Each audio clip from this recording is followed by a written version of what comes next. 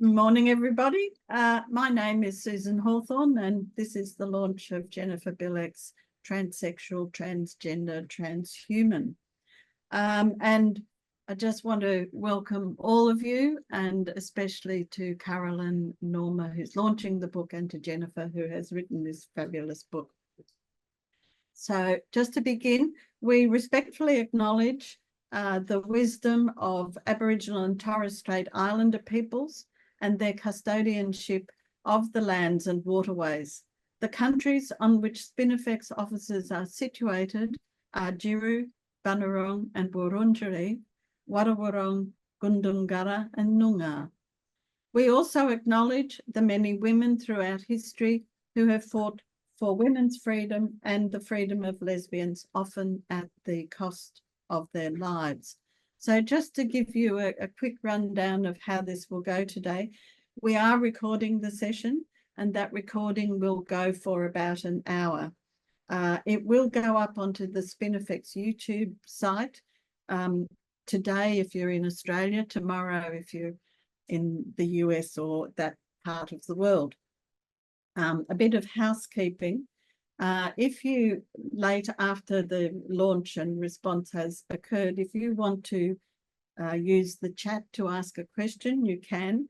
Alternatively, you can use the icon down the bottom of the toolbar in the middle of the screen, and you can put your hand up, and that way I'll actually get to see who wants to speak. So with that done, I'll just move to welcoming and introducing our speakers for today. So coming to us from Australia, from Japan, I should say, is our launcher, Caroline Norma. Caroline's been a friend of Spinifex Press for a very long time. In fact, I can't even remember. It seems like forever, in a good sense. So Caroline Norma teaches at RMIT University in Melbourne, Australia, but is currently in Japan. And she researches prostitution and the military comfort women of the Second World War. In 2006, she co-edited with Melinda Tankard-Rees Prostitution Narratives, Stories of Survival in the Sex Trade, which is available from Spinifex. And she's involved with women's groups in Japan and wrote a book with Emma Dalton about the contemporary Japanese feminist movement. In late 2024, she has a book coming out with Bloomsbury, Australia and the Comfort Women, Enforced Prostitution and the New Guinea Campaign, 1942 to 1946. An incredibly important book, especially for Australians to read. And from the East Coast of the US, Jennifer Bilek. I first encountered her blog, The 11th Hour, I think in 2019, and I cited her endlessly in my book, Vortex, The Crisis of Patriarchy. And Jennifer, who I'm sure is known to all of you, is an investigative journalist who has tracked the funding of the gender industry for over a decade. She's the author of The 11th Hour, a platform highlighting the connections between technology, transsexualism, and transhumanism. Her research into the philanthropic backers of the gender industry has been utilised for legal briefs and platformed in myriad publications, films, and other media in the US and internationally. She has appeared on the Megyn Kelly Show, Stephen Bannon's War Room, and Jane Patrick's Big Picture, and on various feminist platforms and podcasts. She's also featured in films such as No Way Back, 2023, Gender Transformation, also 2023, and The Gender Delusion, again in 2023. Her work has been published in numerous books and cited by many of us, and magazine, among which are First Things, Tablet, Human Events, The Federalist, The American Mind, and the feminist anthology, Female Erasure. And this is what the book looks like. And we are really, really delighted to have published this book. We're very excited, and we can see that there are many excited women and readers, other readers around the world who are madly ordering the book. So handing over to you now, Caroline, and I look forward to hearing both of you speak. Thanks so much, Susan. And it really is an honour to have had the chance to read an advanced copy of Transsexual, Transgender, and Transhuman. And it's a privilege to be involved in this launch of Jennifer Bilek's book and to hear her speak about it. I'll just speak for a few minutes to introduce the launch. The reason it's a privilege to be here is because through this book, I think we get to experience a very significant body of thought captured in one place. And so we get to see the development of that thought over time and over topic. Even for those of us, probably most of us here, who have been reading Jennifer's blog and her articles and various publications over the years, having all of her thinking of the past 6 years or so in one place gives us readers a very exciting experience in seeing the twists and turns in her thinking, some small revisions of her views, and her reflections upon her work to date in the newly written introduction to the collection of the book, and also her outlook on the future, which is also in the newly written conclusion to this book. So it's my pleasure to be launching Transsexual, Transgender, Transhuman, Dispatches from the 11th Hour by Jennifer Bilek, published by Spinifex Press, as we know, this year in 2024, but with pieces from Jennifer going back to 2018, both from, as I said, her 11th Hour platform and also her other media pieces and her speeches published online, etc. Actually, I did actually wonder why Jennifer's blog is called The 11th Hour, and we get a sense of why in Chapter 8. And Chapter 8 is titled Martine Rothblatt, a founding father of the transgender empire. And in this chapter, Jennifer writes, quote, "The jig is up on this purported human rights movement. If we want to hold fast to our humanity, there is no time to waste. We are in the 11th hour and must end this tech-driven, hubristic flight from flesh, mortality, and nature." So we can see from this and throughout the book, Jennifer's big picture thinking, her urgency in creating a united front of all of us in combating an opponent, a counter force that is very large, and this imposes on us a very urgent task. And that's the constant refrain of Jennifer's 27 chapters throughout this book, plus the introduction and conclusion. It's 226 pages in total, so good as both a lengthy exposition of her ideas, but also short enough that you can get through the book. And it's hard to actually put down. The pieces are not wholly presented in chronological order, but are arranged more thematically. So in some cases, readers are actually able to see a change in emphasis of Jennifer's views on particular topics, and that makes the book really interesting as a collection brought together.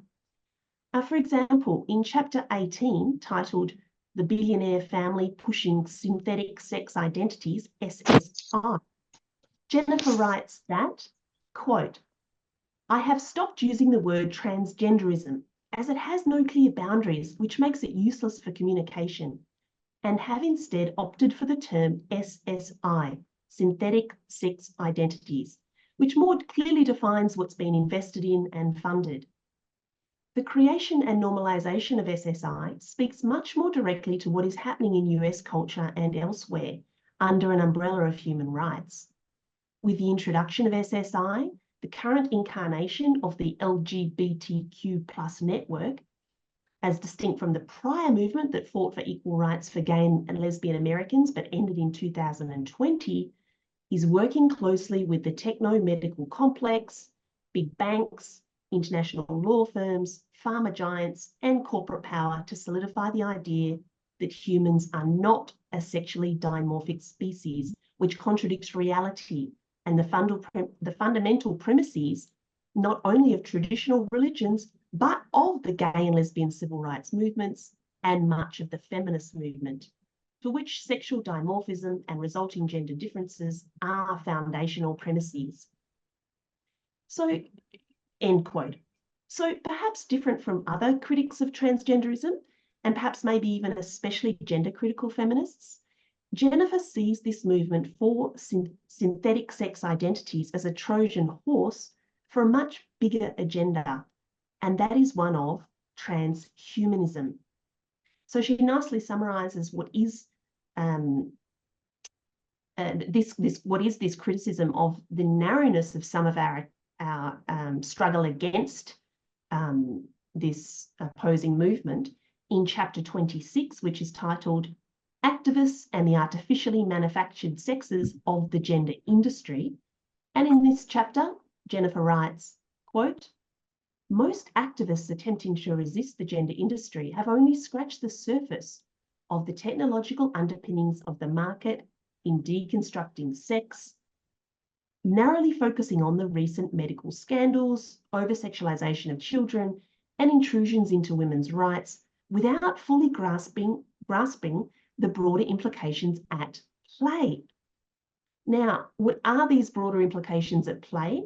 Jennifer Bilek tells us in an earlier piece, chapter 25, titled Autogynephilic Confessions and the Sacrifice of Women's Humanity. She tells us in summary form, taking your eyes off the gender industry leviathan of body dissociation for profit for 1 minute, and the technology driving it is 1 minute more that you will spend in a fog. The gender industry is a multi-headed serpent, a corporate monster opening markets via the promotion of women as parts to acquire. It must be slain, lest females are laid to waste. What is at stake is our social privacy, sexual privacy, cohesion, our roots as humans in sexual dimorphism, and our tether to reality. End quote. Jennifer's understanding is that the medical industrial complex, particularly that organised by American capitalists, is profiting from commercial endeavours that cause people to become dissociated from their sex bodies. So this concept of dissociation from our sex selves, each other, our bodies, and reality is a major persistent concept that Jennifer promotes through the book. So these commercial endeavours include myriad ventures, but Jennifer specifically names the technocratic elites who create cyber worlds and biotechnologies that imagine the future of humanity as not connected to nature or natural biological processes, but rather technological means of reproduction, human interaction, and value creation. So, in conclusion, it is my absolute privilege and pleasure today to launch Jennifer Bilek's book titled Transsexual Transgender Transhuman, Dispatches from the 11th Hour, for the gift that her writing gives us in being able to see the bigger picture. It's sometimes difficult as feminists and gender critical activists to see this bigger picture when we are focused on specific problems at the local level and winning local battles. But Jennifer's book reminds us where we fit in and how important our unity as a united front is in the face of some very big enemies. So I congratulate Jennifer Bilek and the women at Spinifex Press for this historic publication, and I really look forward to hearing Jennifer's thoughts about it. Thank you very much. Thank you so much, Caroline, and Jennifer. Welcome now to speak, and you'll need to unmute.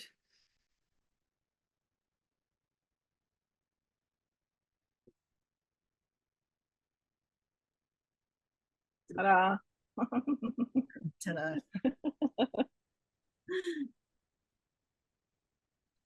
Caroline, that was brilliant. That's going to be really hard to follow you following me. But that was brilliant. Thank you so much. And thanks to everybody for attending tonight.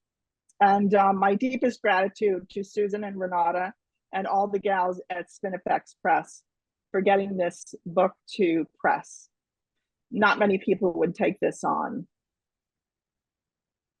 I actually had no confidence in myself to speak for 20 minutes about my book unprompted, so I decided to write something. And I hope that it clarifies what or encapsulates the research in my book. And my hope for my book is that it will change the narrative of the gender industry from a medical issue to one that recognizes we are witnessing the formation of a global cult or a virtual reality. What we're witnessing in the gender industry is a castration cult. Castration cults have been seen throughout history, and we are experiencing another one. What I'm going to call transsexual transhumanism is a castration cult amped up on technology, transhumanist ideology, and fueled by profit. It has been introduced to the culture by forcing and controlling new language that obscures its origins in fetish and the sexual objectification of women. Transsexualism has been rebranded to transgender for marketing purposes and indoctrination. The transsexual transhumanist cult promises young people liberation from the normal angst their developing bodies experience as they are leaving childhood and entering adulthood. The construct of the gender-confused child who can be liberated through drugs and monstrous surgeries on their healthy reproductive systems was necessary to normalize the fetish of transsexualism, to give men who want to be women access to social and political power.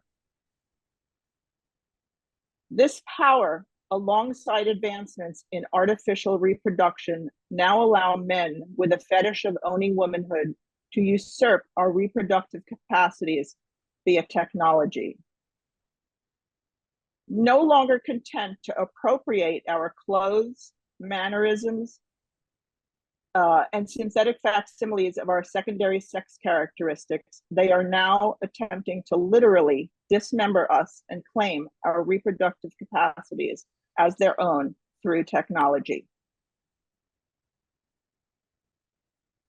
These rapidly expanding reproductive technologies are poised to rearrange our species' borders.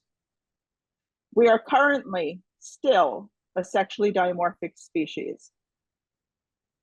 But with research into ectogenesis, creating embryos in a dish, and large and small gametes from skin cells, there may come a time when we don't need to copulate to reproduce, and women will no longer gestate the species. Heterosexuality would become obsolete in this paradigm, as would same-sex attraction. We would be left with personalities alone, left to express ourselves however we like, without being worried about recognizing another person's sex for reproduction or attraction. Hence, the introduction of the gender spectrum. This is the reproductive realm of transhumanism, which is at its most elemental level is an opening and a commodification of the natural body and our fusion with technology and biotechnologies.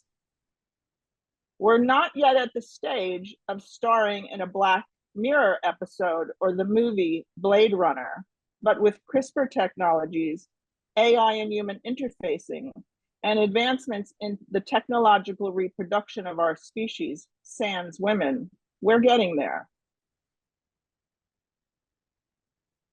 Children are being groomed for this future. They are being indoctrinated in schools to the idea they can choose their sex and to see themselves as compartmentalized, mix and matched parts versus whole biological systems attached to and sustained by the natural world. They are being taught that reproductive technologies and about reproductive technologies and surrogacy in grade schools, and that some families are created via technology. They are being taught that they can transcend their human bodies and that sexuality is a smorgasbord of acts having nothing to do with reproduction or intimate bonding. and they are being sexually traumatized into a state of disassociation. Women are being erased in language and law and society overhauled to erase the sex differences to accommodate these advancing technologies and the continued objectification of women. The surrogacy and technological reproduction markets are already generating billions of dollars in steadily growing revenues. Collectively, they are projected to reach into the hundreds of billions by 2032. Children are not having a medical problem. They are having an indoctrination problem. And they're not alone.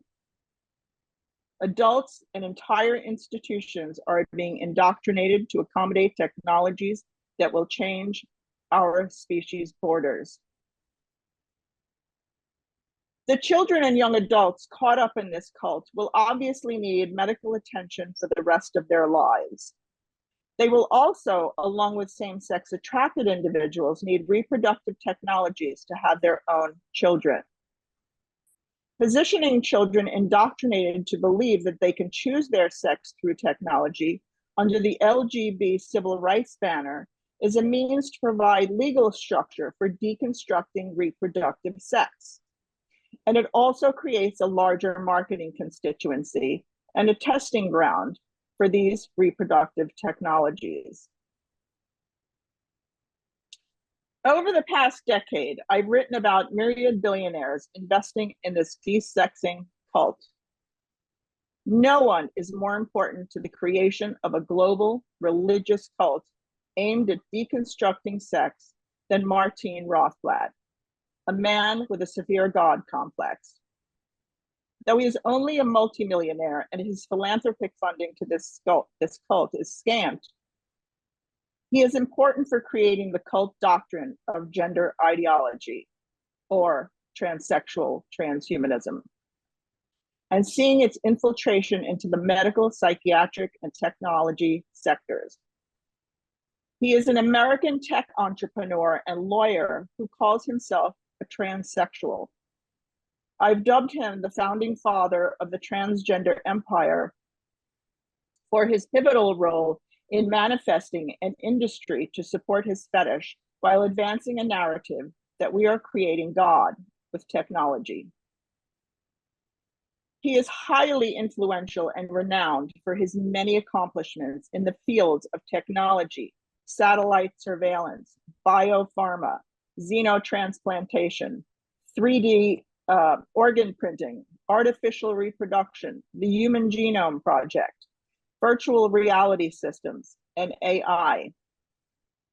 He is also a transhumanist who believes that we will literally create the species without women via technology. He lectures widely and thinks the organization of society around our reproductive system of male and female should be dismantled. He has helped organize the spread of a cult of castration through the LGBT political apparatus and into Western cultures. He is also the author of the first gender bill and has created a technological religion called terrorism, advocating for freedom of form. His advocacy for LGBT rights are not for the acceptance of same-sex attraction, but for the deconstruction of the human sex binary, which same-sex orientation is now being positioned against as it is mixed up with an amalgam of medical identities based on sex, romantic expression, and disorders of sexual development. The ever-growing acronym of 2S LGBTQIAIS+ is being socially set up as a warring faction against cis culture, the sex binary. Rothblatt is now sitting on the board of the prestigious Mayo Clinic in the US. Powerful foundations and individuals are not only funding and promoting gender ideology, but also influence policies and cultural narratives through extensive networks and strategic investments, which I cover in my book. There are now over 200 transsexual organizations in 50 countries that seek to destigmatize a fetish which undermines the sex binary and women as half the human species. When the men of Silicon Valley, like Elon Musk, Yuval Harari, Mark Zuckerberg, Ray Kurzweil, Martin Rothblatt, and many others, talk about a future virtual reality, singularity, and a metaverse, this is what they're talking about. They have created a cult, an alternate reality, and are changing the perceptions we have of ourselves as a species by their investments in the cult of gender identity, by overhauling society toward unisex social accommodations in sports, and by creating and forcing new language dictates and false concepts about our sex reality. A cult that indoctrinates large swaths of the population and all our cultural institutions, including and maybe especially the law, becomes a virtual reality. So I was torn today between having a conversation about what we can do to stop this system and clarifying once again what exactly this system is, what its objectives are. But I don't think we can hope for an effective, organized resistance until we are clear about what we are resisting. It's hard to imagine that what we're witnessing is an organized, technological, religious cult with eugenicist underpinnings. It's terrifying. It certainly terrifies me. However, we don't see the attack on human sex characteristics with everyone turning a blind eye and supporting it outside of cults. It is the only thing that accounts for smart people believing that cutting off the breasts of young women because they feel like boys and the penises of young men because they feel like girls is progressive. It is blanket insanity, and it is being supported by the most powerful people in the world. It is organized, substantiated by lies, and fueled by money and power. Again, all of which I cover in my book. If we look closely, we see the cult indoctrination all around us, the repetitive mantras and chants, the framing of those outside the cult as bigots and Nazis, and an unwillingness to take in any information that conflicts with cult doctrine. No ability to rationally explain their own beliefs, a closed system, encouragement to leave family and friends behind, and gruesome attacks on people's healthy sex characteristics. So by all means, let's get to discussing what we can do to stop this, but we must first get clear about what exactly this is. This is what I hope my book will help to clarify. Thank you. Thank you. Thank you, Jennifer. I want to give a great clap, clap, because it's fantastic to hear you speak. And my reaction to all of that is that every progressive and left-wing person needs to read this book so that they realize that what they're promoting is capitalism and bodily destruction. I mean, it's truly terrible. And to hear that Rothblatt is on the board of Mayo Clinic is shocking too, because when you put in something into Google, here are my symptoms, what is this? What comes up? Mayo Clinic. Even in Australia, the Mayo Clinic is one of the first things to come up. So it is truly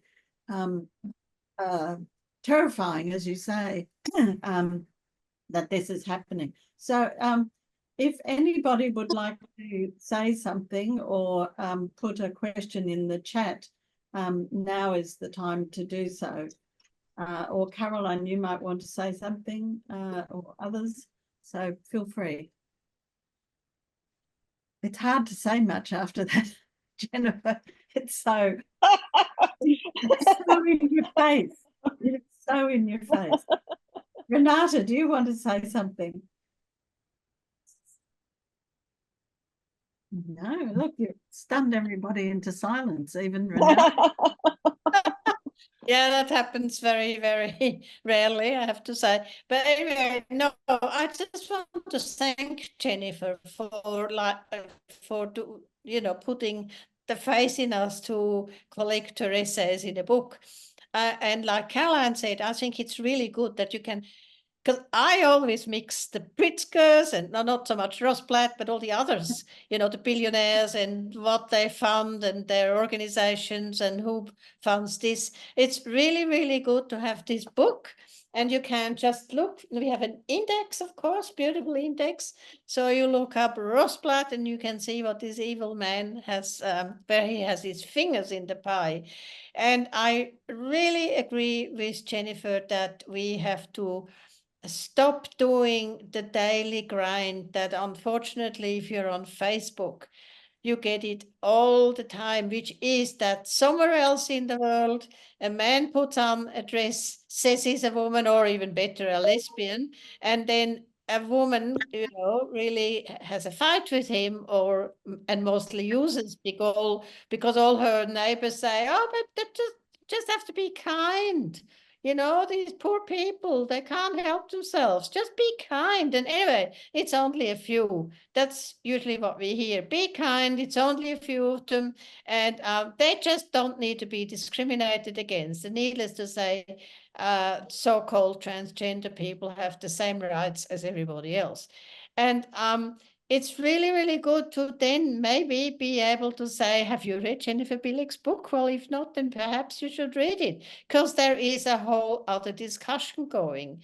And I will be forever grateful to Jennifer to really link it to the transhuman.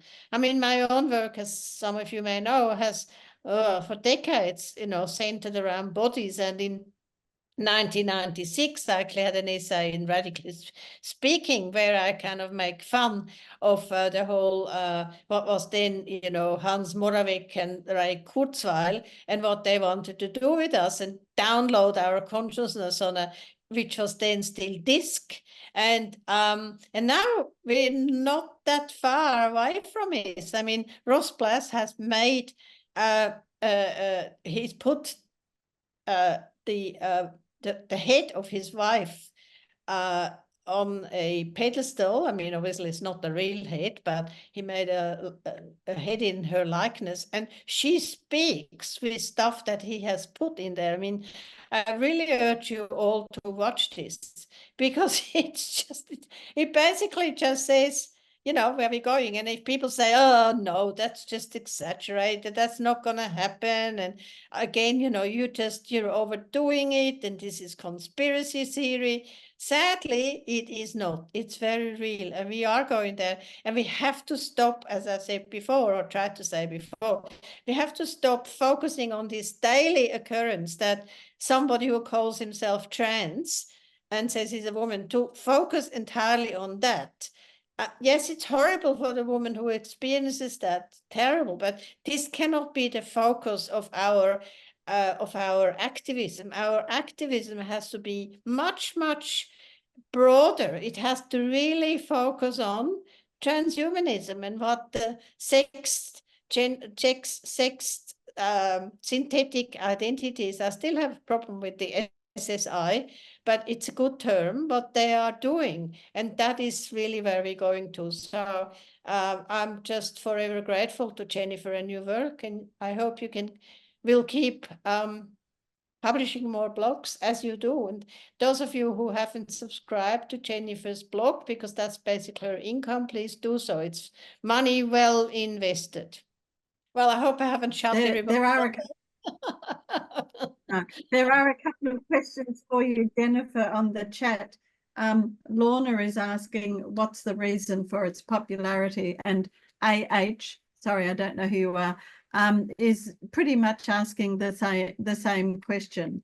What is it that, why are the government so fully on board, and how did that happen? So could you address that, please, Jennifer?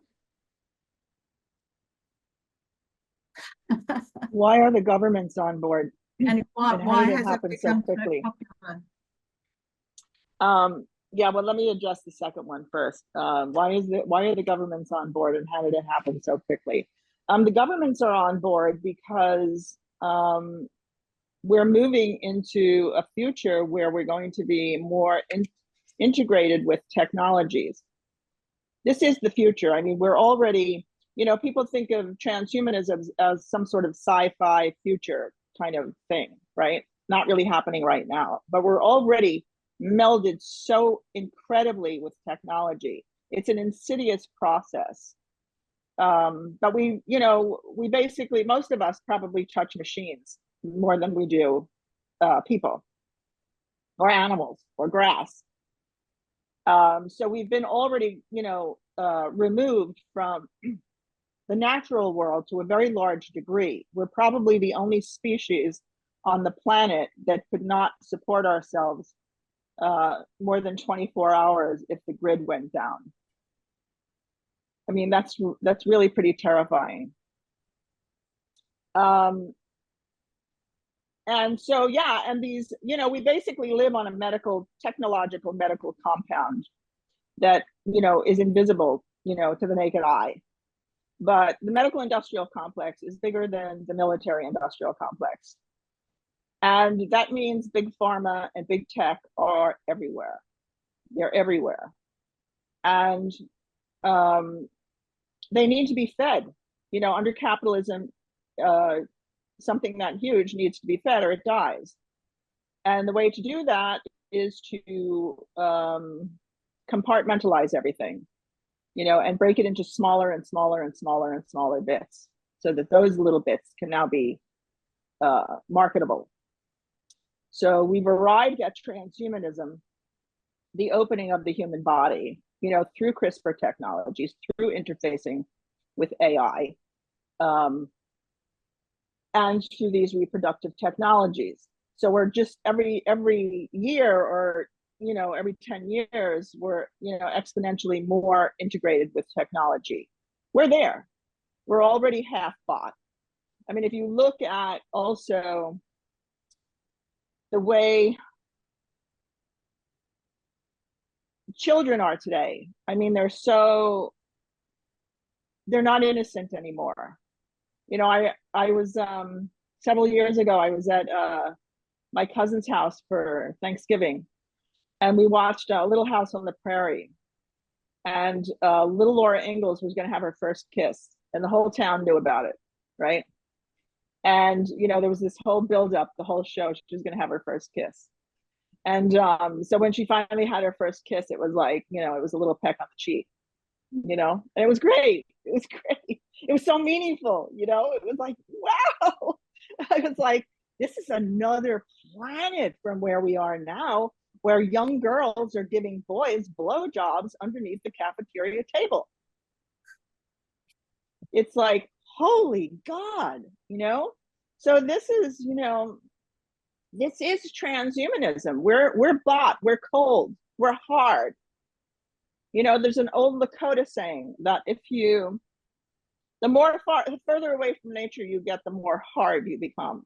And we have become hard, and we're going to become harder because they want to make us cyborgs. They do. I mean, it sounds crazy, but if you open your eyes and look around you and listen to what they're all saying, the power people, the people that have the money, this is what they're doing. Mm. And so this is why governments are, you know, entrenched in this. You know, this isn't about, you know, some people have identity issues. Like, no, this is big money. This is governments. This is politicians. And they won't tell you what a woman is. It's a cult. It's a cult. And it's been driven, it's been organized and driven into society. That's the appeal, along with, you know, well, I should say not along with, but one of the ways that that's been manipulated is through people's compassion. Mm-hmm. You know, LGBT, you know, people who are same-sex attracted have already been, you know, accepted in a broad part of the population. It's like a non-issue. So why do we need these magnificent LGBT NGOs that are turning into, you know, this acronym that nobody even knows what the hell it is? You know, the only reason to do that is they're creating a spectrum out of sex until there is no more binary. To promote its dissolution. I don't know if I answered all that. I think you did. There are a couple of hands that are raised as well. So Barbary, you first, and then Donovan next. Barbary, unmute, please.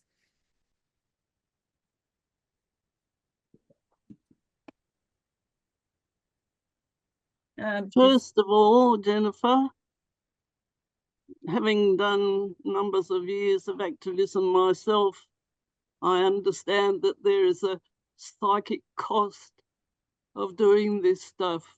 And I really thank you for, I'm sure, your intentional decision to pay that psychic cost in doing this. Secondly, why are people captured? Well, money might just have something to do with it. I'm a lesbian health researcher, and I looked up the American Lesbian Health Fund recently to see how many of their recent projects were lesbian specific. The answer was 3 out of 14. That used to be the only place where lesbian researchers could get money to do lesbian specific research, health research. And they have just been given $26 million by some medical research fund, which I suspect will not be particularly friendly to lesbian-only identities. And I'm sure the same thing is happening in Australia, although I haven't yet researched all the intricate details of this. Thanks. Thank you. Thank you, Barbara. Barbary. Donovan, do you want to ask your question now, make your comment? Yeah, I just wanted to say how thankful I am for Jennifer's work and for this collection. Hi, Donovan. Hi, Jennifer. And I wanted to mention, you know, speaking of the Female Erasure anthology, that was one of the first places where I had read of Jennifer's work, and particularly her essay "In the Absence of the Sacred: The Marketing of Medical Transgenderism and the Survival of the Natural Child." So this was years ago, right? And so I think that what's so wonderful about the conclusion of the work, and Caroline touched on the conclusion a bit as well, is that it kind of bookends the way that Jennifer's thought has developed, and her emphasis on being able to reclaim you know, life in the natural world for children. And I thought that was so significant. In addition to the gathering of these works, the intro that Jennifer has discussing like this weird kind of waking up to a left that has forgotten that it's the left, right? And and so I'm so thrilled with this collection. And I wanted to add, you know, I pointed out in a brief review that I posted on X that, you know, I thought about Jerry Mander's 1991 book, "In the Absence of the Sacred: The Failure of Technology and the Survival of Indian Nations." And part of like that analysis that I saw in Jennifer's work and the influence of that was the critical approach to this, what she calls a technocratic assault on the human body and on sex itself. And I really appreciated and have appreciated the depth of Jennifer's analysis, and have been thankful for the 11th Hour blog and getting to appear a couple of times as well, because she's given me that opportunity. So again, I'm thankful for Jennifer's work. Thank you, Donovan. Love you. There's another question. That's my phone ringing, so I'm just turning it off. There's another question on the chat from Margot, who asks, why do you use the term dimorphic rather than sex binary? Because she says there are lots of sharing of body characteristics between women and men, such as women who are flat-chested, women who are bearded, or wider hipped men, that sort of thing. So she's wondering about your choice of those particular words. And I'll come to you next, Sandra. I can't say I've thought a lot about it, but you know, we are distinct species. I mean, not distinct species, but we are distinct within our species. And whether we share certain characteristics, we are entirely different. And we are whole biological systems. We are not parts. We're not our chromosomes, our sperm, our this, our that, you know, our hormones, our genetic material. We are whole. We are whole systems.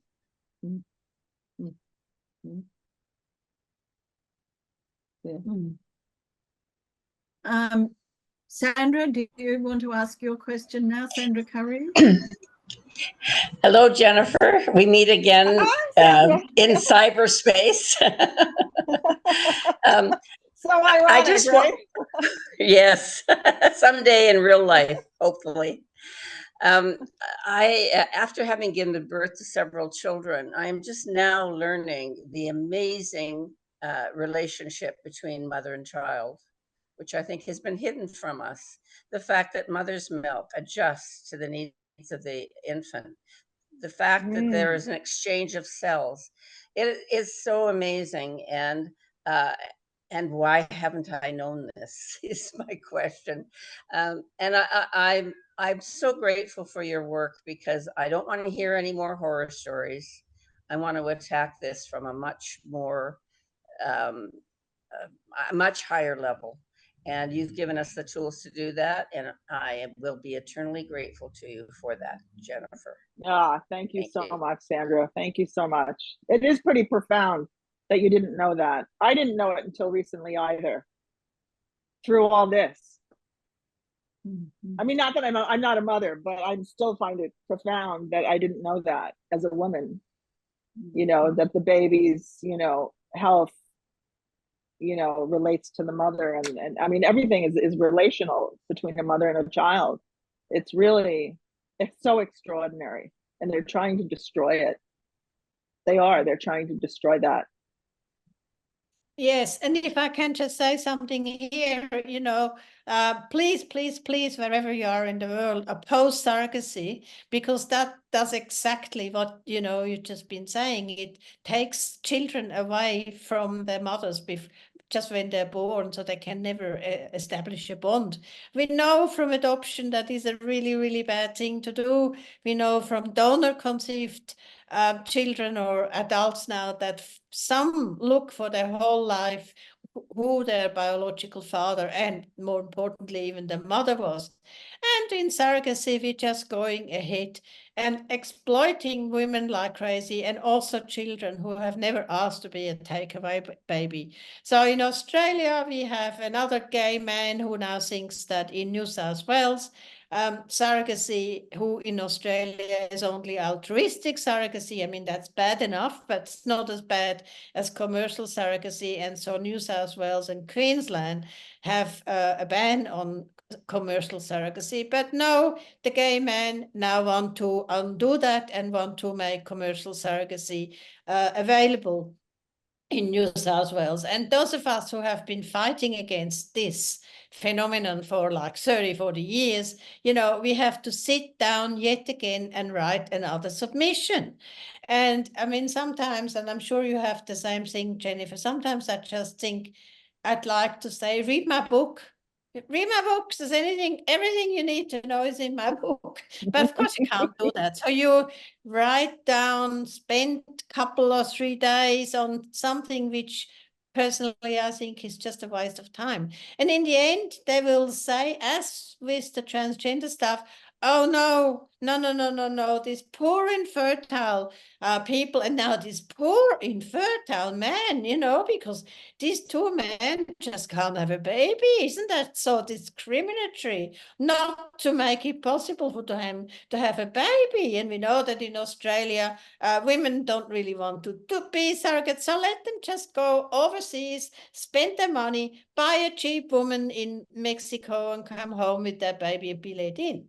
It's as simple as that. And again, compassion.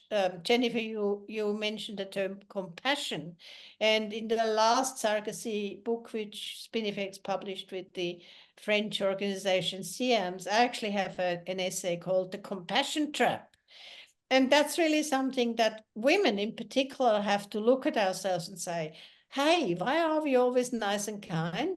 Why is it always us that is the last? We cater to everybody else. We do everything for everybody else before we think of ourselves." And that is a really, really important thing to keep in mind too. And let's just, for a change, be not so nice. My new campaign, I'm not going to be nice anymore. That's it. We're actually getting fairly close to the end. So I'm just going to repeat a couple of things. The video will be available. If you're in Australia or this part of the world, will be available later today. If you're in the US or that part of the world, when you wake up, it should be available tomorrow. The book is available on the Spinifex Press website, which is www.spinifexpress.com.au. And if you want the ebook, you can also buy the ebook directly from the Spinifex Press website, and it's the same price. So, in fact, it might even be cheaper here, who knows. Anyway, so I'm now going to pass back to Renata, who's going to give our thank yous to everybody, because, of course, when you do a book, there are many, many people involved. Yes, thank you. And before I get to that, I just want to add that the various Amazons around the world should have the ebook really very, very in short time, because it has been made and it should be uploaded very soon. But that's out of our hands. But as Susan says, it is now, Rachel has uploaded it to the Spinifex site, so anybody can buy it from here, because, I mean, sometimes I buy a lot of ebooks. It's just good to have them on my iPad. It's easier to read sometimes. Okay, so now to the thank yous. I mean, the first big thank you is going to Jennifer for doing all her work. And as Barbara said before, you're quite right. It does take a spiritual toll on you. And I can't imagine all the days that you've been sitting in front of the computer and you found another connection to some of the billionaires and another foundation like the Arcos Foundation. And you must have just said, maybe you must have said, am I mad, or what's going on? And luckily you didn't think that you were mad, but you kept on digging and digging and digging. And that's why we have these connections now. And just one other thing to that last question, why has it captured government so quickly? Well, in Australia, we know that every government department has got trans-friendly people in there. So when those of us who write submissions to these government departments, we don't even get through to, let's say, the Prime Minister or even a minister. They get stopped before that because they have a trans ally in there. And they are also members of a similar scheme as in the UK that Stonewall is. And so they pay their money. And then at the end of the year, they get brownie points and they're gold members or silver members and they get stars, depending on how money they pay. So all these people, and this is not a conspiracy theory, this is real. They're sitting in our government departments and are telling people, no. That's why we don't have an inquiry into the whole transgender clinics. Gender clinics, because they're all saying it's not necessary. It's good. Children need that. Don't be mean. These poor children, they're dysphoric, they need that. Anyway, so again, very, very thankful for Jennifer to put that together and shown us all the bigger picture. And maybe we should just be stopping to use the word transgender, because nobody is actually transgender. You can't do it.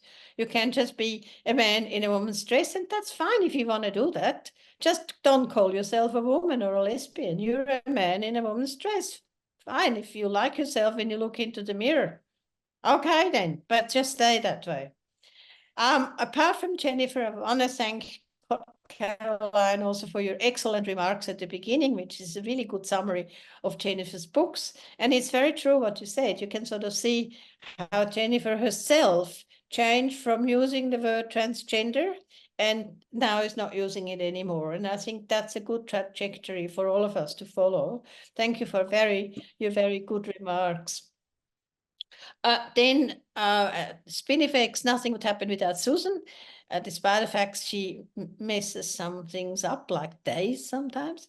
But Susan is just sort of like the force behind Spinifex and puts us all in line eventually. Then on this book, we have worked on the edited versions, and although they were all essays that were published before, you know, you're never totally consistent. You always make mistakes, even Jennifer. And so it was mostly Pauline Hopkins who has done a lot of work. She's our editor, and sadly she can't be here today because she works in a bookshop. She's the manager of a bookshop. And after Pauline, I really want to thank Rachel, who is our officially promotion manager, because Apache is much, much more. She is our Google Drive fairy, and she is that we all send emails to and say, Rachel, I can't get, or Rachel, it doesn't want to load, or Rachel, what do I do now? So Rachel is just simply fantastic, and thank you so very much for looking after all of us. And actually, I've never heard you getting cross, which really, quite frankly, with me, you're totally entitled to do. When I say one more time, I can't get into the Google Drive. So anyway, that's Rachel. So thank you, heaps, brownie points, gold stars. Then Danielle, who's taken leave over this long weekend. She's our manager, our office manager, and sends out all the books. And also when people say, I can't get the book, then she writes back and says, yes, you can, you do this, blah, blah, blah. So thank you very much to Danielle. Caitlin, who is not here today, but she is a very important member of our team as well. She's the social what manager, socially Media. Social Facebook media, social media. And it goes on X and goes on Facebook and Instagram, and don't know if we made it on TikTok. I don't know. I don't go on TikTok. Anyway, Caitlin is also a fantastic woman, has written her own book on sex dolls, which is very important to read. So thank you, Caitlin. And then I also really want to thank Deb Snipson, who does all our covers.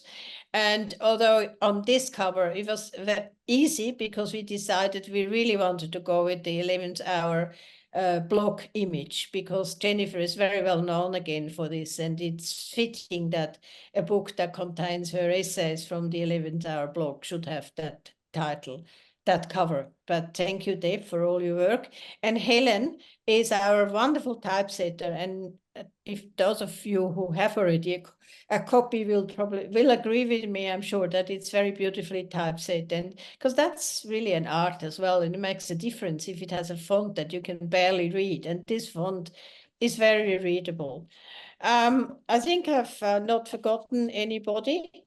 So just Apart to from repeat thanking again, the Renata. ebook is available. Apart Sorry, from what? thanking Renata herself, who, without whom I would be doing this tomorrow, not today. I got my nose rattled up. So thank you, Renata. Yes, you know, luckily, I read emails at 11 o'clock at night and said, no, it's tomorrow, it's not on Saturday. And Susan say, well, what day is it today? Because we've had a very strange week in terms of days, and everything has not worked on days and is now different. And that's why we don't have any water also today, but that's a different matter that shouldn't, I shouldn't bother you with that. So anyway, yeah, thank you for the dog's body, this enterprise. So unless anybody else has some more wise words, all I can say, please go and buy this book from anywhere you live. Much as I don't like to advertise Amazon, but all Amazons around the world should have the book. But of course, you can go into a bookshop and say, order this, and they should order it. And we'll be very happy to send it to everyone. So get yourself a copy. It's Get yourself wonderful that Jeff Bezos is supporting my work. Yes, It makes me absolutely. very happy. Absolutely. So And take some money away from the billionaires, trans or otherwise. And on the chat just now, Joey Bright is sharing the link to her YouTube tribute to you, Jennifer, which is really fantastic. I loved watching it. So if So you amazing. if you Yeah, can So read amazing. the chat, please have a look at that link. It's wonderful. Thank And you, thanks, Joey. Joey. I've added it to the Spinifex page as well for Jennifer's book. So thank you for letting us do that as Thanks, Joey.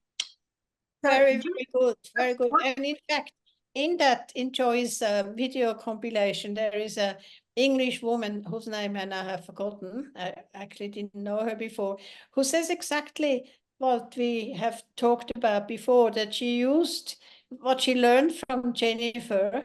She then looked at various organizations in the UK and found out that the various foundations, like the Arcos Foundation, for instance, has given this organization a grant. So, you know, these are... Still Tish on Twitter. Yeah, yeah. Still Tish on Twitter. Yes. Still Tish, that's absolutely. yeah, Yes, she's absolutely brilliant. spot on, and we can do that in all our own countries, and it is scandalous what comes up, and the general population knows nothing of it, doesn't want to know anything of this. The media, I should say here, is just horrible. They just don't want to know anything. In Australia, it's the Australian Murdoch paper, right-wing, who sometimes has very good articles, but then, of course, a lot of people don't want to read that. And something like The Age or the Sydney Morning Herald, they just don't do anything. So it's pretty grim, and it's a very, very big enemy that we have, and we just have to continue working, as we always do, against it, and think about girls and women who should not be mutilated. Joey, you have a question here that I don't understand. You ask, can I get a witness voices on YouTube? Do you want to unmute or send a message about what that means? Yes, can you hear me? Yes, yes. Great. Yeah, I wasn't muted. That's the name of the YouTube channel that Jennifer, that link that I put in there. It's on Can I Get a Witness Voices? And Jennifer was the first person that I interviewed when I launched that channel back in 2022. And to go back and look at that 2 years ago, and then to see now what's going on, and just, we know that when I had this huge conference in August of 2020, Jennifer was one of the first people on. She sent me a pre-recorded video. And those of us that have been in the trenches for a number of years now, and I know that Donovan is one of those, as another American as well, that there's just so much information that has come out. I would say, I don't know, Jennifer and Donovan, if you'd agree with me, but I mean, exponentially, while we've been waiting for years, like, for example, men and women's sports, there were several of us, like myself, going around putting posters up in the middle of the night, you know, in 2018, when there were just 12 men that I could find. And then when Beth Stelzer came along later, another American, created an organization that no longer exists, but it was called Save Women's Sports. By the time she was doing that, there were like 80. And everything, the growth of everything, but also the growth of the resistance. And that was something that I wanted to offer up, is that everything that Jennifer's been talking about, and I know that people can get very depressed because it is so enormous what we're dealing with, and the tentacles go everywhere, from the medical industrial complex to men and women's prisons. I'm right here in California. We just had a law passed that literally is telling the schools, don't say a word if your student is confused or whatever, is showing signs of blah, blah, blah. And they've again, used LGB, they add on the T and all this stuff. And they get the sympathies of all these people thinking all of a sudden, out of the blue, after eons of human existence, oh, gee, maybe we made a mistake somewhere. There's what, a third sexed human? It's absolute bullshit. Jennifer says that over and over again. And yet, I think that because the information is coming out so quickly, like with our Assistant Secretary of Health being discovered that he is the one that pushed the W path to just lower, they just wanted to keep putting children's bodies through the fodder of these experiments.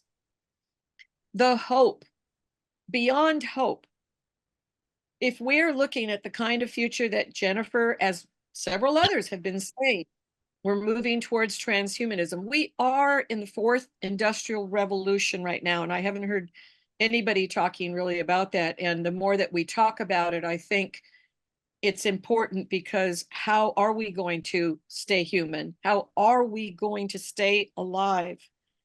And I heard somebody mention something about, Facebook, which to me has just really, it's such a dungeon of one day after the next, somebody posting another picture of an AGP. We've gone beyond that. We already know that these dangerous men are in every single facet: education, medical, government, everything. They're in every institution, incarceration, farming, everything, agriculture, everything. So we need to figure out ways and have conversations, I propose, on a daily basis about survival and how do we protect ourselves from the fourth industrial revolution that is upon us. Because yes, it does involve machinery, but also we may need to be putting our devices down a lot more and having these deeper conversations about how we, as Jennifer says, and Michelle, they're in Australia, how do we stay human for as long as we can? And how do we start maybe touching other people and other people's lives instead of machines? That's all. Quiet with that. Thanks, Joey. Love you, girl. Thank you. Thank you so much for that. It's great. Well, I think we've come to the end. Sadly, we could keep on going for hours and hours and hours, I think. Thank you so much, everybody. That was amazing. Well, thank you, Really Jennifer. great. Thank you, Caroline. And thank you, everybody, for being part of this. And for Rachel, you've got your work cut out for you just coming up. Thank I was going to you. say, does everyone unmute yourselves and give a round of applause? Yes. Thank you.